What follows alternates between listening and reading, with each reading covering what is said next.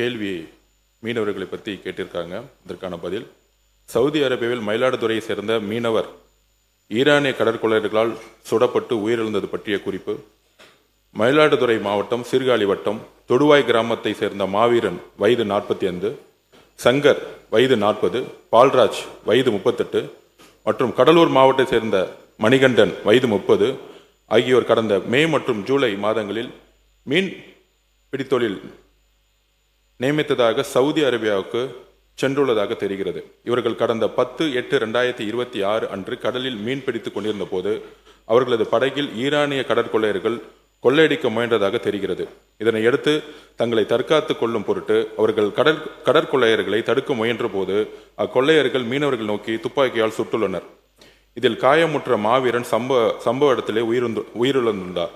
காயமுற்ற Shankar Saudi அரேபிய இராணுவ மருத்துவமனையில் ஆபத்தான முறையில் சிகிச்சை பெற்று வருவதாக தெரிகிறது. சிறு காயமுற்ற மணிகண்டன் மற்றும் பால்ராஜ் ஆகியோர் மருத்துவமனையில் சிகிச்சை பெற்று தாங்கள் தங்கியுள்ள இடத்திற்கு திரும்பிவிட்டதாக தெரிகிறது. இச்சம்பவம் தொடர்பாக புலன் விசாரணை நடைபெற்று வருவதால் மாவீரனின் உடலை இந்தியா அனுப்புவதற்கு காலதாமதம் ஏற்பட்டு வருவதாக கூறப்படுகிறது.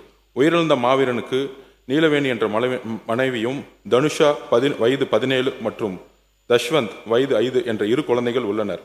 இது குறித்து தகவல் கிடைக்கப்பட்ட 12/8/2026 முதலே மாவீரனின் உடலை விரைவில் தமிழகம் கொண்டு வரவும் காயமடைந்தவர்களை அழைத்து வரவும் தேவையான அனைத்து நடவடிக்கைகளும் மயிலாடுதுறை மாவட்ட ஆட்சியர் மேற்கொண்டு வருகிறார். மேலும் தமிழக அரசின் மீன்வளத்துறை செயலாளர் ஒன்றிய வெளியுறவுத்துறை மூலம் தூதரக நடவடிக்கைகளை மேற்கொண்டு வருகிறார்.